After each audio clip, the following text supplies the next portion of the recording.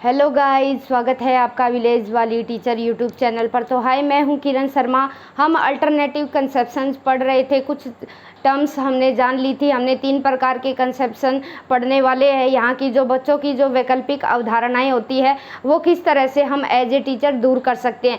तो पुनर्बलन जान लिया हमने, ABA के बारे में जान लिया, अप्लाइड बिहेवियर के बारे में हम जान चुके हैं। अब कुछ टर्म जो रह गई थी स्किनर द्वारा जो गिवन है वो इम्पोर्टेंट होती है। क्योंकि हर बार इनसे चीज़ें कुछ न कुछ पूछ ली जाती है। तो सबसे नंबर 1 और 2 की हम बात कर चुके हैं। अब नंबर 3 है शेपिंग। शेपिंग की जो टर्म है वो स्किनर ने दी थी। ये क्या कहते हैं, इसे बोला जाता है शेपिंग या सक्सेसिव अप्रोक्सीमेशन, यानी अनुक्रमिक सन्निकटन। ठीक है, याद रखेंगे, इंग्लिश का नाम जरूर ध्यान रख लेंगे। इसमें क्या होता है कि किसी भी बच्चे को व्यवहार सिखाने से पहले, वांछित व्यवहार सिखाने से पहले उसके जैसा मिलता जुलता व्यवहार सिखाया जाता है, ताकि बच्चा क्या है उनके द्वारा पुनर्बलन दे के, पुनर्बलित करके वो चीज़ें अच्छे से इजीली सीख ले। जैसे पहले बच्चे को मल्टीप्लाई या डिवाइड के सम सिखाने से पहले बच्चे को काउंटिंग सिखाई जाती है। वो क्यों सिखाई जाती है? ताकि बच्चे में शेपिंग आए, वो पहले उसके जैसा व्यवहार, उसके जो निकट है वो चीज़ें सीख जाए। फिर वो चीज़ क्या है, फिर बाद में बच्चा मल्टीप्लाई, डिवाइड, प्लस माइनस के अगर सम सोल्व करता है तो वो चीज़ें बच्चे के लिए आसान रहेगी। तो ये होता है वांछित व्यवहार। अब स्किनर महोदय क्या कहते हैं कि इसमें व्यक्ति को पहले एक वांछित व्यवहार को पुनर्बलन करके विकसित किया जाता है, जो उस वांछित व्यवहार के सन्निकट होता है। फिर धीरे धीरे उसी व्यवहार को चयनात्मक रूप से पुनर्बलित किया जाता है। यानी सबसे पहले क्या कहते हैं स्किनर कि सबसे पहले जो निकट वाला जो व्यवहार है, नियर अबाउट है, जो भी हम बच्चे को सिखा रहे हैं वो चयन करके उसके जो नियर है, सबसे ज़्यादा नज़दीक जो बच्चा व्यवहार कर रहा है उसको चयन करके सबसे पहले हम उसको रिइंफोर्समेंट देते हैं कि यस आपने ये चीज़ अच्छी की। तो ये चीज़ अच्छी करके हम सेलेक्ट कर लिया जो वांछित व्यवहार था बच्चे का। ठीक है, फिर क्या किया, फिर उसके यह वांछित व्यवहार के बिल्कुल निकट होता है, यानी जो हम बच्चे से करवाना चाहते हैं, जिस तरह का व्यवहार करवाना चाहते हैं उसके बिल्कुल नियर अबाउट होता है। और बच्चा इस तरह वो बच्चा है वैसा ही व्यवहार करने लगता है जैसा हम चाहते हैं। हम क्या चाहते थे कि बच्चे को प्लस माइनस मल्टीप्लाई डिवाइड चीज़ें आ जाए। उससे पहले क्या है, बच्चे को डिजिट का, अंक पद्धति का ज्ञान होना जरूरी है। तो पहले क्या किया, हमने व्यवहार सिखाया, काउंटिंग सिखाई बच्चे को, उसके निकट लेके आए काउंटिंग को।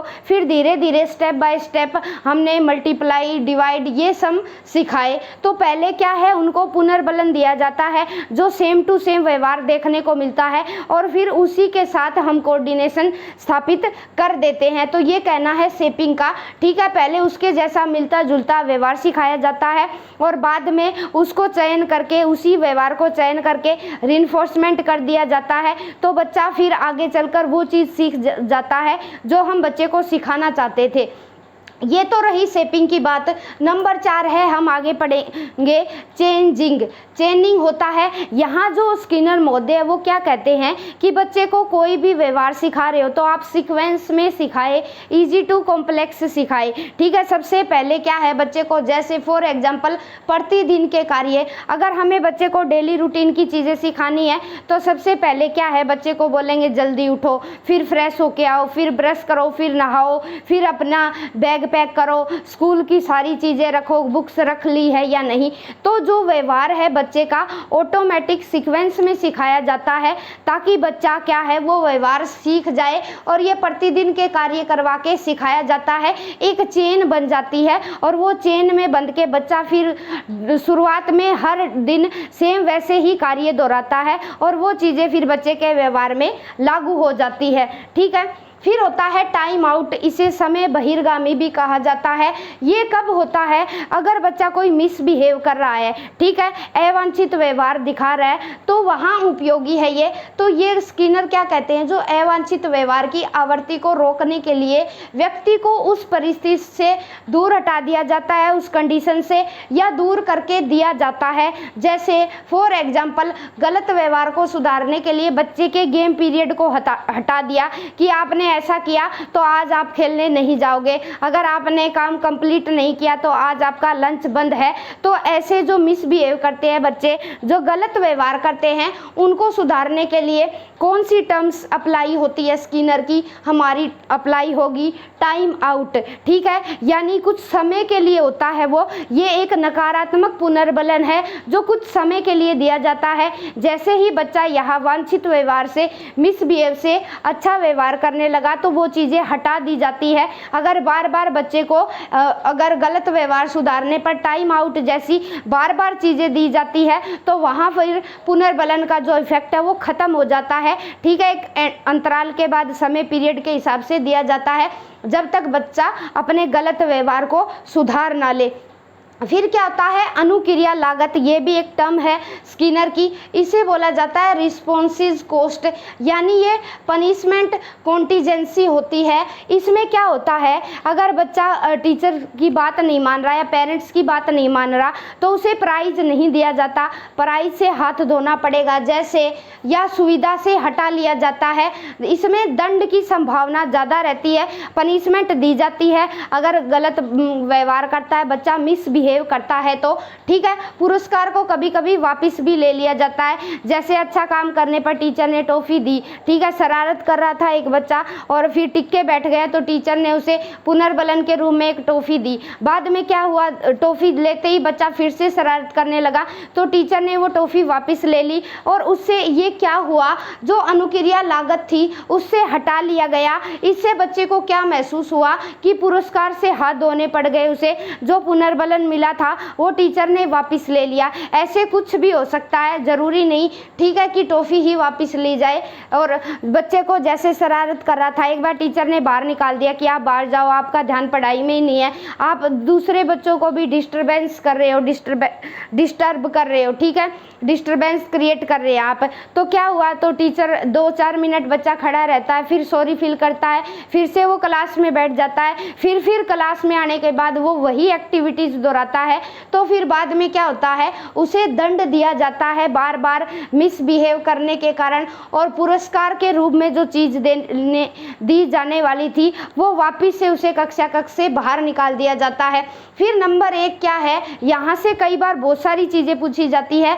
प्रीमेक नियम, इसे ग्रैंडमा रूल भी बोलते हैं, ये वेरी इंपॉर्टेंट है। ग्रैंडमा रूल भी बोला जाता है, प्रीमेक प्रिंसिपल भी बोला जाता है। इसमें क्या होता है, वांछित व्यवहार करने पर आकर्षक पुनर्बलन दिया जाता है, जैसे आकर्षक पुरस्कार का लालच। जैसे फॉर एग्जांपल पेरेंट्स बोलते हैं कि आप 10वीं में बोर्ड की क्लास है, 10वीं क्लास, तो आप टॉप कर जाओगे तो आपको मैं साइकिल दिलाऊंगा, अगर +2 में आपके इतने नंबर आएंगे तो मैं आपको बाइक दिलाऊंगा। लेकिन दिलवाना या ना दिलवाना वो पेरेंट्स पर डिपेंड करता है। लेकिन ये क्या है, प्रीमेक प्रिंसिपल में आकर्षक पुरस्कार का लालच दिया जाता है, जो ज़रूरी भी है, दे भी दी जाती है। कई पेरेंट्स दे भी देते हैं और कईयों को नहीं भी मिलता है। और ऐसा पुनर्बलन कर दिया गया कि बच्चा वास्तव में ही टॉप कर गया और बाद में उसे पुरस्कार मिला या ना मिला वो बाद की बातें होती है। ये ज़्यादातर ग्रैंडमा जो रूल है, ज़्यादातर लगभग ये पेरेंट्स बहुत अपनाते हैं। ठीक है, टीचर्स भी अपनाते हैं, आकर्षक पुरस्कार के लिए बोलते हैं लेकिन वो दी नहीं जाती। लगभग 1-2% चीज पेरेंट्स या टीचर ही ऐसा पुनर्बलन देते हैं। फिर नंबर 8 क्या है, सांकेतिक व्यवस्था। इसमें इसे बोला जाता है टोकन इकोनॉमी। ये क्या होता है, कार्य के बदले पुरस्कार या संकेत देना, जिन्हें इकट्ठा करके वह अपनी मनचाही चीज ले सकता है। जैसे टोकन दे दिए बच्चे को, अगर आप पूरा दिन का डेली रूटीन बता दिया कि आप पूरे दिन में अगर ये अच्छे काम है ये करोगे तो आपके पास 1 टोकन आ जाएगा, 2 टोकन आ जाएंगे। अगर इस तरह आपने 5 टोकन 1 महीने या 7 दिन में या 1 दिन में इकट्ठे कर लिए तो उससे क्या होगा, आप ये टोकन मुझे वापस दे देंगे और आप अपनी मनचाही चीज़ ले सकते हैं। इस रूल में ऐसा होता है। इसी तरह स्टार भी होते हैं कि अगर आपके पास 5 स्टार हो जाते हैं या 10 स्टार हो जाते हैं, या नोटबुक में जैसे for example teachers notebook check करते हैं तो वो क्या कहते हैं कि जो सबसे अच्छी राइटिंग करेगा उस बच्चे को स्टार दिए जाएंगे। और फिर बाद में लेसन के एंड में या मंथ के एंड में चेक किया जाता है कि काउंट करो, जिसके 20 स्टार होंगे उसको सबसे अच्छा प्राइज़ मिलेगा, फिर उसके थोड़े से कम होंगे उसको प्राइज़ दिया जाएगा। इसी तरह कोई संकेत बनाया जाता है और उन संकेतों को बच्चे इकट्ठा करके वहाँ प्राइज़ लेते हैं, पुरस्कार लेते हैं। इस तरह से पुनर्बलन किया जाता है। तो आज की क्लास में हमने जाना स्किनर की कुछ बेसिक टर्म जो सीटेट में ही नहीं हर टेट में देखने को मिलती है। अब पुनर्बलन वेरी इंपॉर्टेंट रहेगा, क्यों, वहाँ पॉजिटिव और नेगेटिव दोनों तरह की है। एक स्किनर ने ये बात भी बताई कि जो दंड है और जो नकारात्मक पुरस्कार है वो दोनों ही अलग है, पनिशमेंट अलग होती है और जो नेगेटिव रिइंफोर्समेंट है वो अलग होती है। दोनों को अलग अलग किया स्किनर ने। वो यहाँ चीज़ें डिटेल में ज़्यादातर नहीं पूछी जाती, इसलिए मैंने दंड और पनिशमेंट को, ठीक है, नेगेटिव रिइंफोर्समेंट को यहाँ नहीं करवाया, क्योंकि सीटेट में ये चीज़ें आज तक पूछी नहीं गई है और ज़्यादा डीप हो जाएगी ये चीज़ें। अब रिइंफोर्समेंट के बारे में ज़रूर याद रखेंगे, प्रीमेक प्रिंसिपल के बारे में, शेपिंग के बारे में, यहाँ से काफ़ी क्वेश्चन पूछे जाते हैं। कभी कभी ए बी पूछ लिया जाता है, ठीक है। तो आज की क्लास में हमारा जो स्किनर का सिद्धांत है वो पूरा हो चुका है और जो मैस्लो का सिद्धांत है, जो पियाजे का सिद्धांत है, उसको एक वीडियो में ही कवर कर लेंगे। साथ ही साथ जो हमारी रैपिड फायर क्लास है, फास्ट रिवीजन क्लास है, वो भी चलती रहेगी। अधिगम और अभिप्रेरणा और जो संवेग है उसको एक क्लास में ही करवाने की मैं कोशिश करूँगी, क्योंकि अब हमारे पास अलग से टॉपिक पढ़ने का समय नहीं बचा है।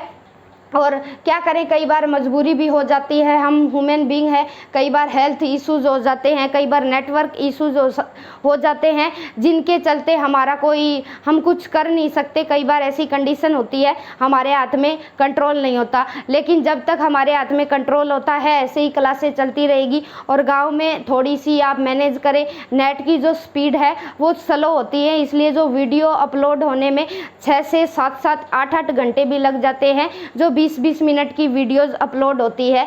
तो आई होप आप मेरी जो फीलिंग है वो समझ पाए होंगे। तो ऐसे ही हमारी जो सीडीपी की क्लासेस है चलती रहेगी और ये जो सीटेट का एग्ज़ाम होने के बाद हम चंडीगढ़ पीआरटी का बैच भी लेके आएंगे और धीरे धीरे सारी चीज़ कवर करेंगे। रीजनिंग की क्लासेस भी चलेगी। तो मे भी आपने स्क्रीनशॉट ले लिया होगा और विजिबिलिटी पहले से बेहतर आई होगी, आप स्क्रीनशॉट ले रहे होंगे। अब रिटर्न नोट्स बनाने का टाइम चला गया, अब फास्टली रिवीजन करने का टाइम है। Have a nice day guys, bye bye, मिलते हैं कल नेक्स्ट वीडियो में।